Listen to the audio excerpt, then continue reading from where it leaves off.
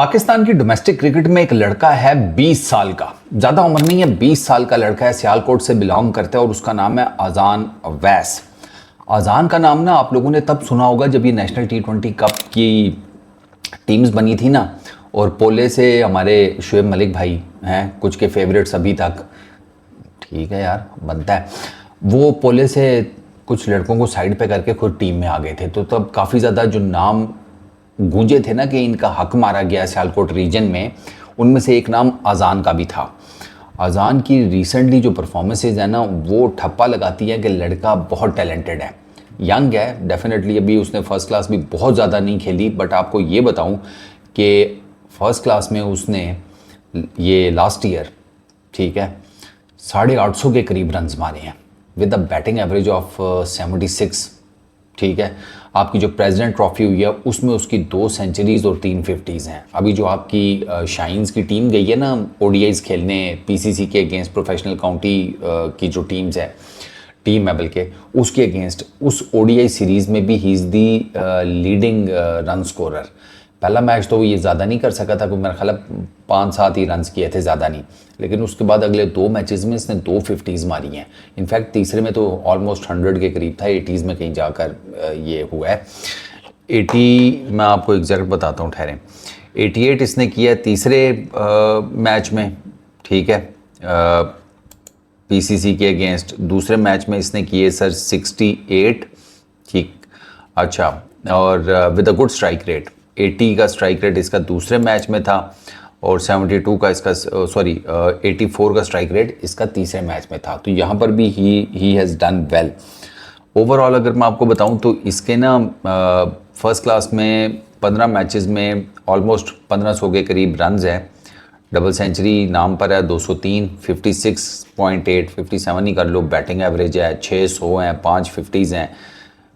List भी ज़्यादा नहीं खेला, उसमें सिर्फ ये 4 मैचेस ही खेला है। मैं ये तो नहीं कहता कि आप इस लड़के को एकदम से टीम में ले आएँ, बट ये लड़का जो है ना टॉप ऑर्डर में आपके रडार में ज़रूर होना चाहिए। ये देखो काफ़ी सारे लोग वो पता नहीं शमाइल है कि शामिल है, जो भी उसका नाम है, उसकी बात करते हैं, कुछ शाज़ेब की बात करते हैं, कुछ वो माज की बात करते हैं।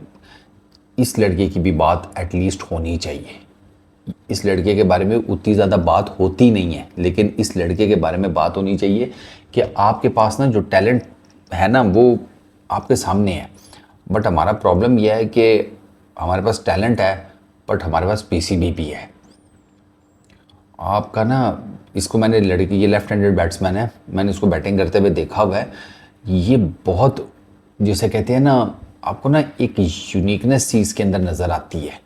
आपको लगता है कि अगर इस लड़के के ऊपर काम किया जाए तो ये लड़का आपको ठीक ठाक टॉप ऑर्डर में सर्व कर सकता है।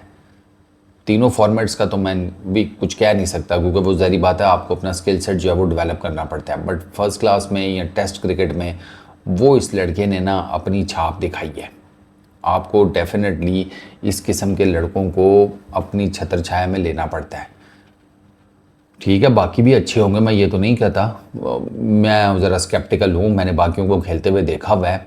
इंटरनेशनल क्रिकेट में ना बात फिर वही है कि जब आप खेलते हैं ना, सामने से आती है 150 की बॉल, शां करके आपकी ना नाक के सामने से निकल जाती है, और आप ना वो रील वाले शेर बन जाते हैं कि जिनके पास से ना वो स्पीड में से सुअर गुजरा, तो वो फिर यही आपस में एक दूसरे से बात कर रहे थे कि भाई क्या था यो, किधर गया, वो ये सीन होता है फिर।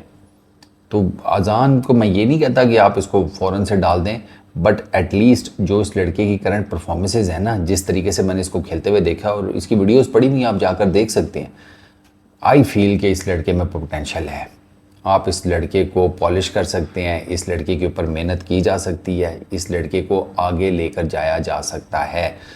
वरना फिर बात वही है कि यार एक और टैलेंट का गला ना घूंटे आपके, वो अगर इस बेचारे की सिफारिश नहीं है, इसका बाप कोई बड़ा पॉलिटिशियन नहीं है, कोई बड़ा जर्नलिस्ट नहीं है, कोई बड़ी की तोप चीज़ नहीं है, तो उसका मतलब ये थोड़ी है कि ये बच्चा हक नहीं रखता कि इसे भी प्रॉपर चांसेस मिलें।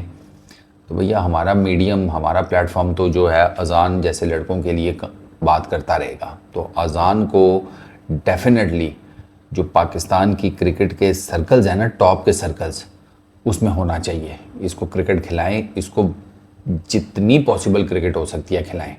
ये 1-2 सालों में पक्का होके आपको ठीक ठाक टॉप ऑर्डर का बैटर, स्पेशली ओपनिंग स्लॉट्स में, क्योंकि एज एन ओपनर खेलता है, ये ओपनिंग स्लॉट्स में ना आपको ठीक ठाक जिसे कहते हैं ना, आपको परफॉर्म करके दे सकता है। आपकी कायद आज़म ट्रॉफी में ऐसा नहीं है कि कोई बांझ किस्म के बॉलर हैं। वो पेशावर का क्या नाम था उसका, जिसने नियाज नाम था, जिसने जो लीडिंग विकेट टेकर था उसमें कायद आज़म ट्रॉफी में लास्ट टाइम, वो आप उसका देख लेना, न्याज ही नाम था उसका। तो बॉलर्स भी अच्छे हैं आपके पास, ऐसा नहीं है कि आपके पास बॉलर्स नहीं है, आपके पास बॉलर्स अच्छे हैं, आपके पास बैटर्स अच्छे हैं। आपने सिर्फ मौका देना होता है और उनकी जो कमियां बेशियां होती हैं उसके ऊपर काम करके उसको जिसे कहते हैं ना, उनको उनके फ्लॉज को ख़त्म करना होता है।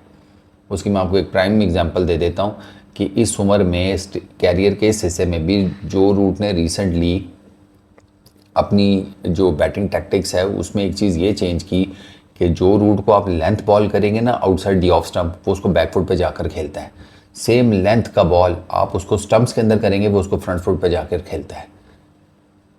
यानी कि उसने अभी भी वो इस जगह पर भी अपनी जिसे कहते हैं ना बैटिंग के ऊपर काम कर रहा है। तो ये लड़के तो भी बहुत यंग हैं, जो रूट तो 34 साल का मेरा ख्याल है, ये लड़के तो 20-20 साल के हैं, तो इनके ऊपर काम होना चाहिए। तो अजान अवैस के लिए हम तो भाई बात करते रहेंगे, आगे भी करेंगे। लड़का टैलेंटेड है, स्किल्ड है, यंग है, इस लड़के को प्रॉपर चांसेस मिलने चाहिए। इस वीडियो में इतनी, अपना बहुत ख्याल रखना, नेक्स्ट वीडियो में मुलाकात होगी। Peace out.